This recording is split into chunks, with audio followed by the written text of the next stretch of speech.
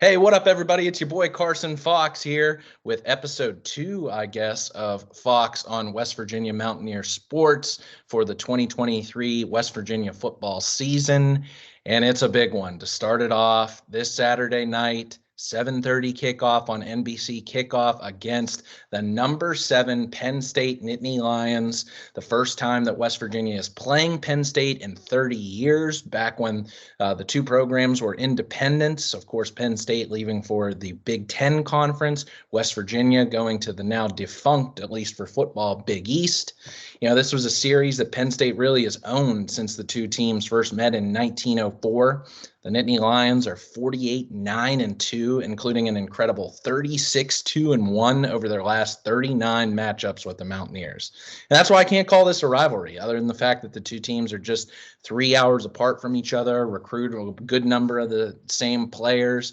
There's a ton of fan overlap here in southwestern Pennsylvania and really the whole mid-Atlantic region. So, West Virginia and Penn State have a long storied history, even though they're not conference opponents, and it's not as battle tested as the backyard brawl and even Virginia Tech and West Virginia for the battle for the Black Diamond Trophy. But this is still a big one of West Virginia and Penn State, at least for bragging rights and stomping grounds with your neighbor, who I'm sure you have a few Penn State fans if you're from the tri-state region. So West Virginia hasn't won in-state college since the Eisenhower administration. 1954, the number 14 Mountaineers, led by Sam Huff and Bruce Bosley, defeated the Nittany Lions 19-14.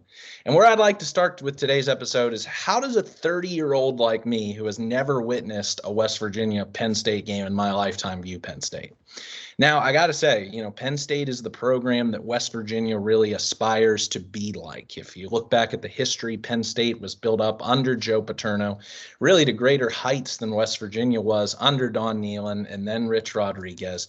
Penn State winning national titles in 1982 and 1986, winning conference titles, big-time bowl games, putting a ton of players into the NFL, and really owning the Mid-Atlantic, I would say, from Pittsburgh all the way to Philadelphia, into New York and New England, down to D.C. and Virginia, really the perennial power here in the Mid-Atlantic region, in recruiting, now even competing nationally for top recruits. So, it's athletically, it's hard not to be impressed with how their national powers, also in wrestling, most notably, women's soccer, volleyball.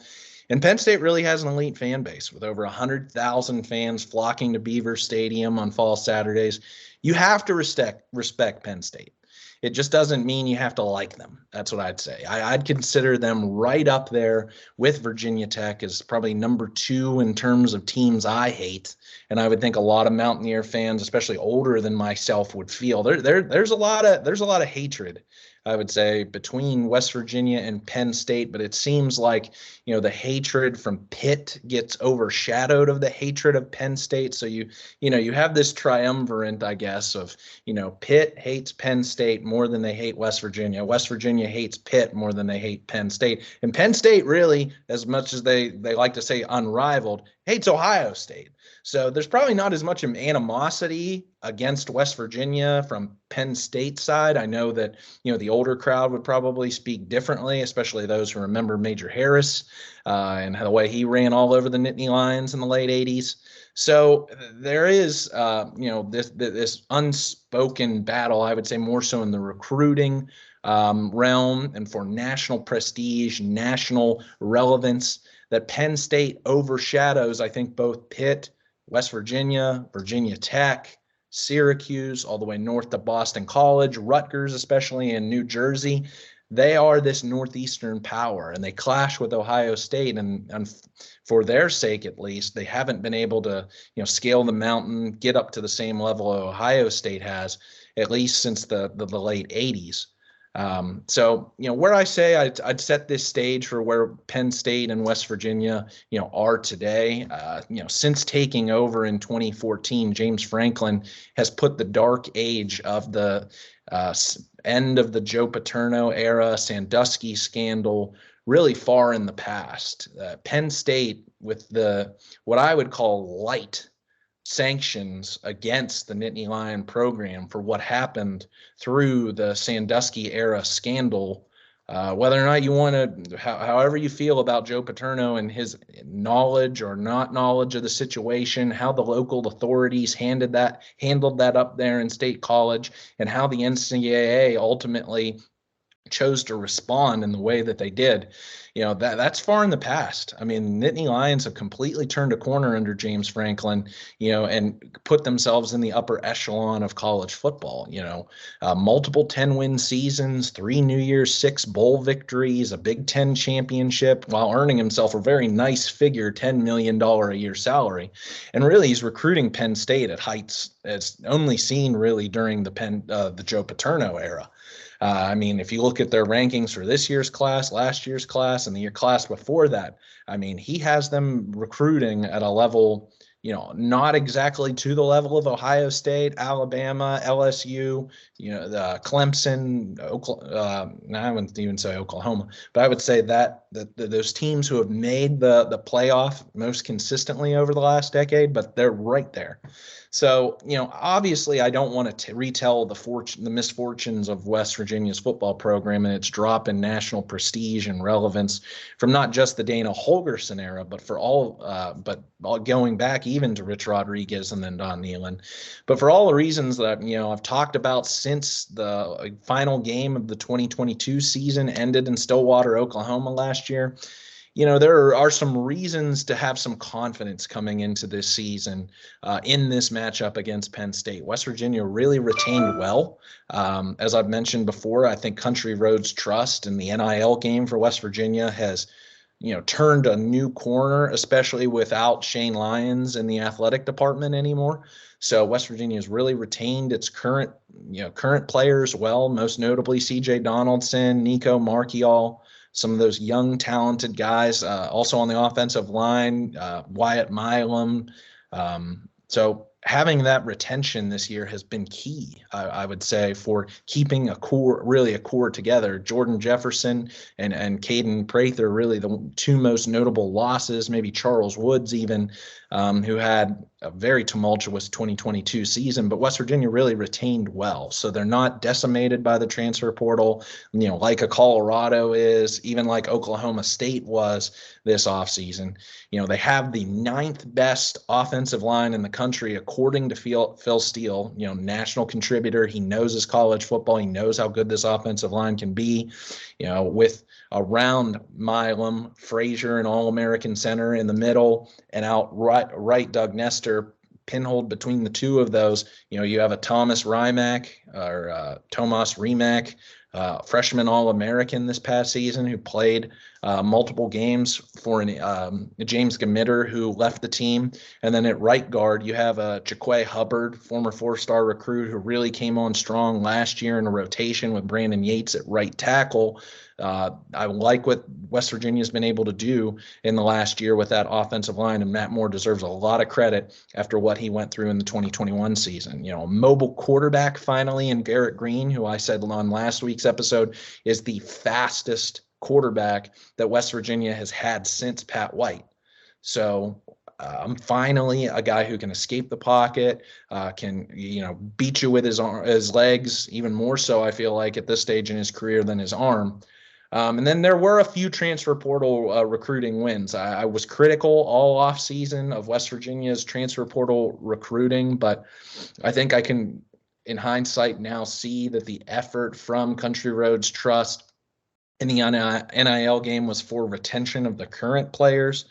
There were some high school 2023s that West Virginia got who were 4-star players, and don't know really how much was allocated to them. But in the transfer portal, I mean, I really like Beanie Bishop coming over from Minnesota at cornerback, Montre Miller from Kent State, who had a higher rivals transfer grade than Charles Woods, who left the team. So adding those two pieces, Devin Carter obviously is going to slide in there and be the number one option at wide receiver, big, strong, physical, almost Kevin White-like receiver, who I'll talk about him later and how I can see, Kevin White, the theme of him in this game. Cole Taylor at tight end, big 6'7", 250 pounds guy who was underutilized at LSU, getting a fresh start, going to be probably the 1A receiving tight end for the Mountaineers to a Traylon Davis is 1B blocking tight end in this offense. And then Anthony Wilson's a guy I'm really high on who may not be the opening day starter at spear safety, who I think is going to eventually, opposite of Aubrey Burks and Marcus Floyd, going to come into that spear safety position at some point in this season. So I liked Wilson as the ad there. But, you take a look at this matchup and you look at the number, Penn State and 20.5-point home favorite. And the way I look at this matchup, just the thoughts and feelings that I've had in the last week and even a couple months leading up to this matchup as a feel, when I saw that spot number, I think first release around Memorial Day, is it gives me memories of that Kevin White game against Alabama in 2014. I look back, did the research on it, Alabama was a 25.5-point favorite, 25.5 points. And that was an opening week at Alabama, the defending national champions, in Atlanta, Chick-fil-A kickoff weekend, big spot for the Mountaineers. West Virginia obviously coming off its worst season in 2013 at 4-8 that it had since 2001, 3-9 under Rich Rodriguez. So, West Virginia came into that game, guns blazing. Clint Trickett played phenomenally. Kevin White had the game of his life to that point. Mario Alford with a big kickoff return for a touchdown. And it just so happened that, that 25.5-point spot looked a lot thinner come the fourth quarter, West Virginia ultimately losing by 10 points. So I think this game in ways could mirror that one. But first, let's talk about Penn State. I got to give them some kudos because this team is incredibly talented and perhaps even to the level of that 2014 Alabama team. Defense that Neil Brown said this week in his press conference that could have upwards of 9 NFL draft picks on it. I love Kalen King at cornerback. Chop Robinson is a disruptor in the pass rush game. Abdul Carter looks like a reincarnation of Micah Parsons. Adisa Isaac getting into the backfield. Curtis Jacobs, just a sophomore last year, and was on the top 10 on the team in tackles and tackles for loss. Penn State held opponents last year to 18 points per game on average. And when I was looking at the comparisons this week in an article by John Antonic, really the numbers that stuck out to me weren't all that dissimilar in terms of passing offense, rushing offense. I think in total Penn State had 35 more offensive yards per game than West Virginia did, but the defensive numbers, a few that I want to pinpoint because that's where West Virginia, as we know, had its shortcomings, especially in the pass defense. Penn State had 10 more interceptions than West Virginia did for the season last year. Penn State with 14 interceptions, West Virginia only with 4. And we just know how turnovers and lack thereof really hurt this defense in trying to keep its offense in games without having to have this feel that they need to score on every single drive, which ultimately I thought was the downfall of JT Daniels' career. And also Penn State with 17 more sacks on the season than West Virginia, 43-26. That's very impressive. They get after the quarterback. And in the Big Ten, which is a ground and pound, power football still in some ways and forms, maybe not to Ohio State, but you look at your Minnesotas, your Wisconsins, your Iowas, Michigan States, Michigan. They still want to run the football and they want to get after. They want to put pressure on you. So offensively. So again, like what Penn State has, very much so defensively. Offensively, I think Penn State has arguably the best running back tandem in the nation, and Nick Singleton and Katron Allen, who averaged nearly 150 yards per game rushing last year with 22 total touchdowns on the season, and they were just both freshmen. So, paving the way up front for them, is an offensive line that has a projected top 10 NFL draft pick in this year's draft in Olu Fashanu at left tackle. And Penn State's really high on its new quarterback, Drew Aller, a former 5-star recruit. Played in 10 contests a year ago as a freshman behind a 6-year senior in Sean Clifford. And, from what I've seen of Allard and the highlights and Only threw 60 passes on the season, but I'm really impressed with the way he's able to manipulate the pocket, escape to areas with green grass ahead of him. He's not necessarily fast by all means. Garrett Green would outrun him in a foot race, no doubt, in a straight line. But, he's not afraid to take a hit in a similar way I feel like Tim Tebow was. If you've been watching the Swamp Kings Netflix series, I feel like in the same regards that Aller runs a very similar way when he gets outside the pocket as Tim Tebow did, but maybe not as fast. He has a bit of an awkward sidearm delivery if you watch some of the way it throws that he made last season, but he's extremely quick with his release, and he's throwing to guys, 10 to 12 yards all over the field, either in the flats or across the middle on slant or cutting in patterns. He's quick and he's accurate. So, of course, no turnovers in those 60 attempts, no interceptions. So he did contribute for this Penn State team last year behind Clifford, and he's going to be the guy this year and is a dark horse player of the year in the Big Ten Conference candidate. I wouldn't say is so high as the Heisman with a Drake May, Caleb Williams out there this season, but Aller has all the potential in the world to be the best quarterback that Penn State's probably had since Christian Hackenberg, Trace McSorley, maybe even better than them. So, how does West Virginia win this game against this 100,000 in a stadium that's 100,000 fans, a team that's arguably as talented as it's been in 15 years at least, even better than some of those Rose Bowl teams or teams that were on the cusp of making the college football playoff? And this is something I did in pregame shows last year, so I'm going to continue it again, and I got my 3 keys. So I would say for West Virginia to win this game, playing as clean of football as possible. No procedure penalties with this loud stadium playing Mo Bamba in the background.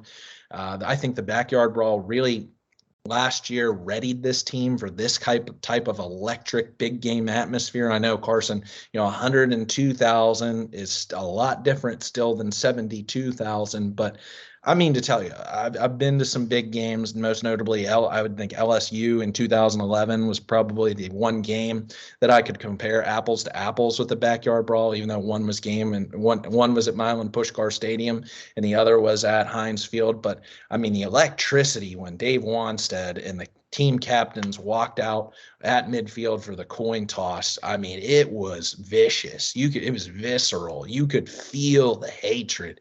I had a few too many IPAs in that day, so I was ready to take somebody out from Pitt, and I was this close.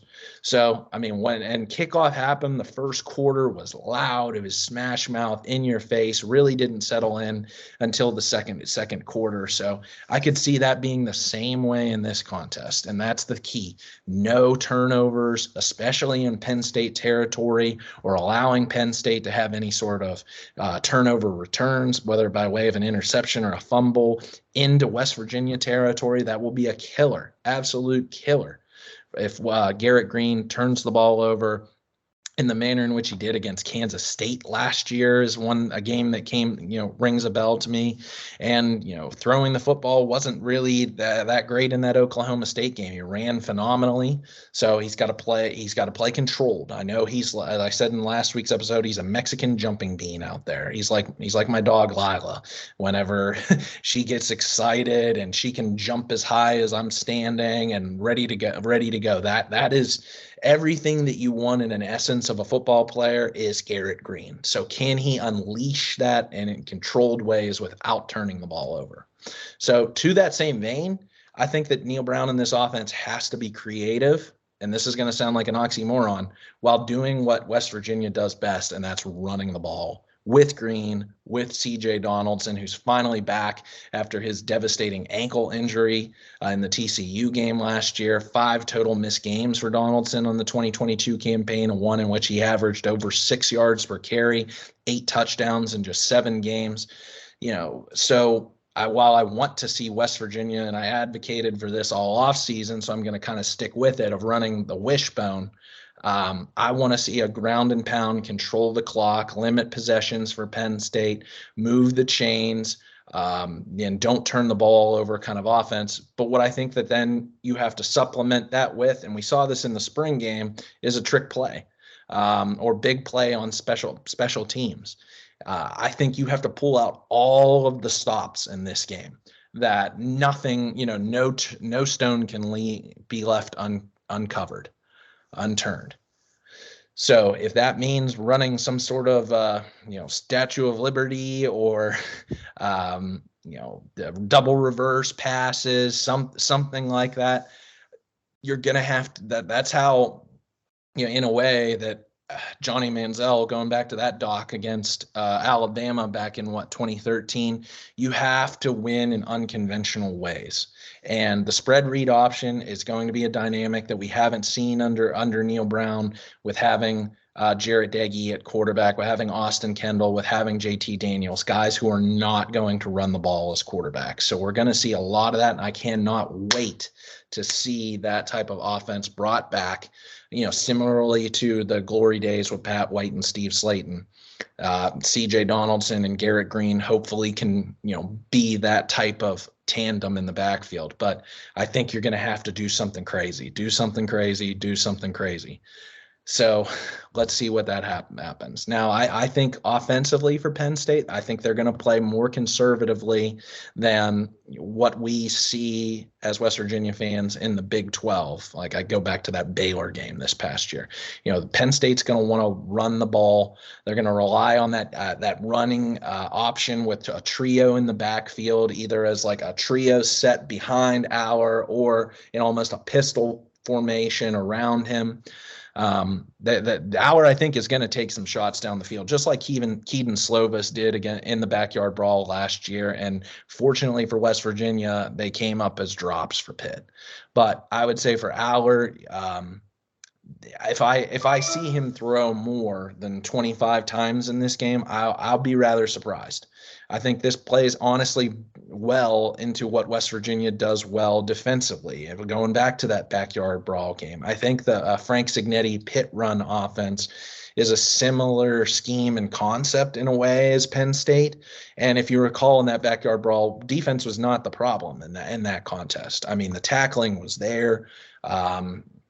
Especially inside the box. I know that Marcus Floyd had a really piss-poor tackle against Izzy Abanikanda to tie the game late in the fourth quarter. That, some of the effort waned and into the fourth quarter once Charles Woods was hurt. But, defensively, it was a hard-fought fourth quarter game, and that's all I can ask for out of this defense. It was when the following week against Kansas and Jalen Daniels, who could run and throw, who was the problem? Having Lee Koba and the rest of the linebackers on skates, he could do whatever he wanted. It seemed like West Virginia just could not defend the spread read option in that game. So with a more traditional, I would say, type of look and feel that Lee Koba and this front seven, maybe even front eight, are going to have to bring it. They're going to have to put extra people in the box to get in on this line and get after these backs because they're talented. That's going to present opportunities for Keandre Smith-Lambert. That's going to open up opportunities for Dante Cephas, the big transfer win that they got out of Kent State in the portal this offseason. The tight ends that they have multiple. So it's not to say that they have a lack of a passing game. I just think that, when I look at the offenses that West Virginia faces in the Big 12, I think Penn State's going to have a little bit of a different look and feel. So we'll see how this game starts. I think the first quarter will really kind of tell. Now the third point I have, and Neil Brown has to be as aggressive as we've ever witnessed. I mean, full Joey McGuire mode, not settling for field goals, going for it on fourth down when he naturally wants to punt. He cannot have a gaffe like last year at Pitt, in which you don't hand it to CJ Donaldson 4th and inches to win the game. That's the thing. So I know that's a tough ask, with the penalties and the procedures and the timeouts issues that he has from time to time.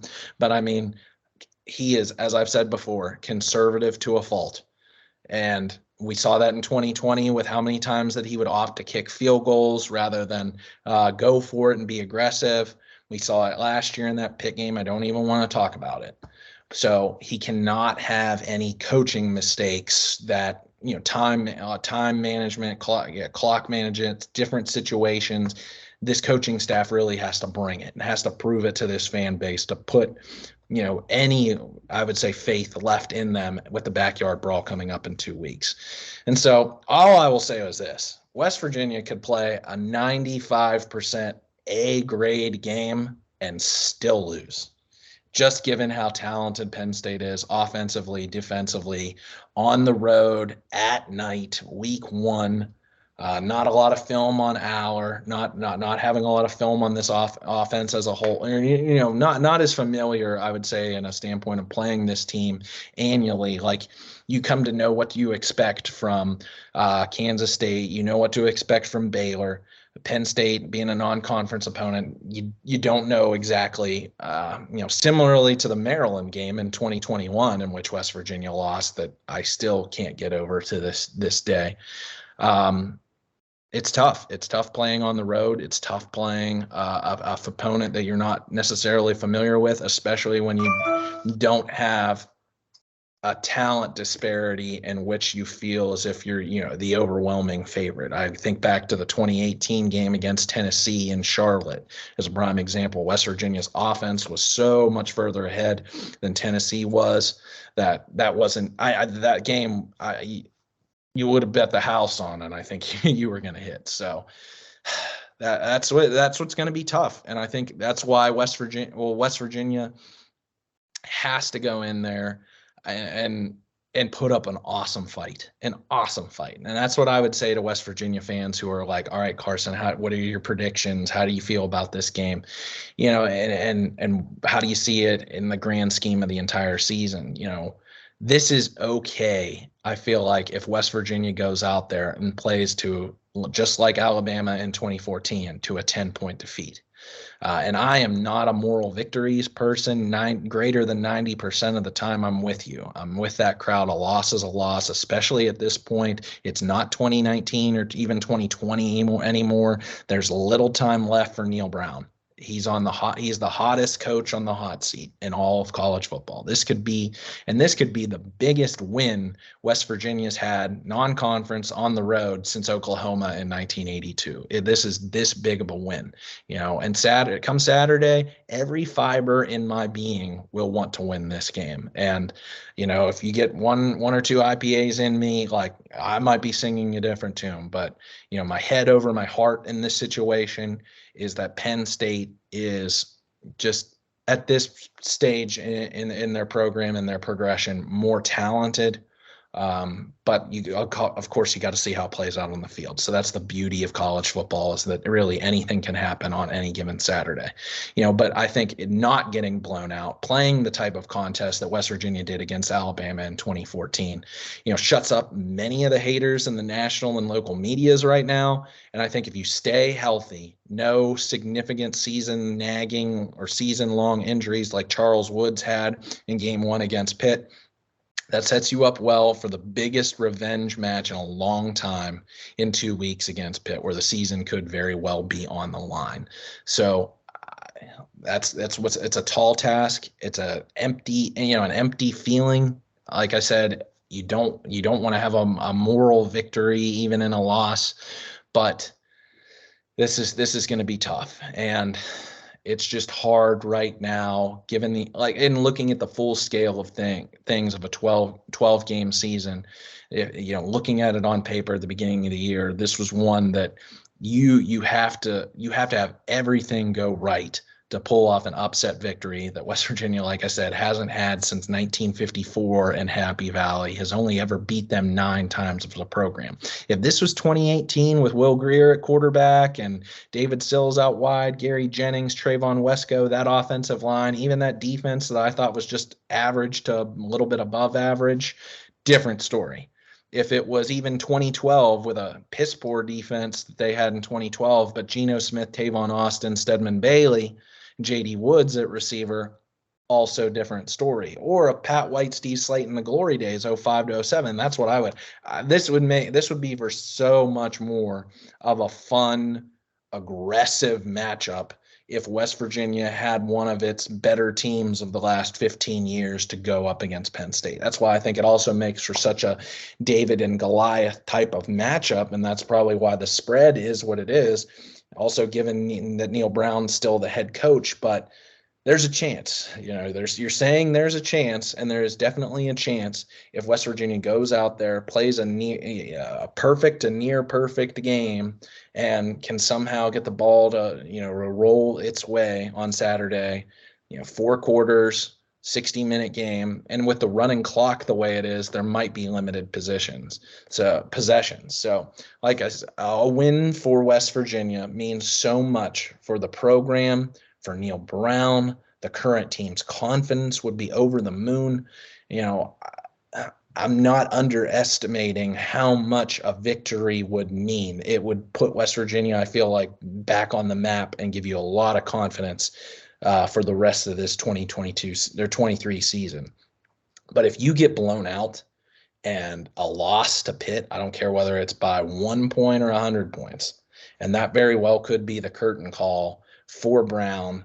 And as I've said in my last video, that could tear this team apart, and the season is a wash in mid-September. So I want this game to go well. But in a manner in which West Virginia just doesn't get blown out. If Penn State beats the spread in this contest, or I would say even wins by any more than 14, that it's just gonna leave a sour taste in your mouth, and everything is riding then on that Pitt game. Everything. And that Pitt game's huge because then the following weeks you're at home against Texas Tech, who Neil Brown's never beat, and then at TCU on the road, the defending national champions, who we'll see how they perform this upcoming week against Colorado. So my preseason predictions, I'm sticking by with what I said for this game one. I still think that Penn State is probably a 10-point victor in this game, 34-24, in which West Virginia keeps it close into the fourth quarter for all of the reasons that I laid out. But unfortunately, just talent. And I think in this instance, even head coaching is going to win out for Penn State, and they'll move on. But hopefully, when we look back in the totality of this season, people say that West Virginia gave Penn State one of its best games in the entire schedule. So I hope, let me know your comments. Put your comments on here and on Twitter. Love to hear from you, how you feel. I'll be watching this game Saturday night, once again on NBC Peacock. And then on Saturday, I'll do another recap video to tell you how it all went. So thanks for tuning in to Fox on West Virginia Mountaineer Sports, and I'll see you later.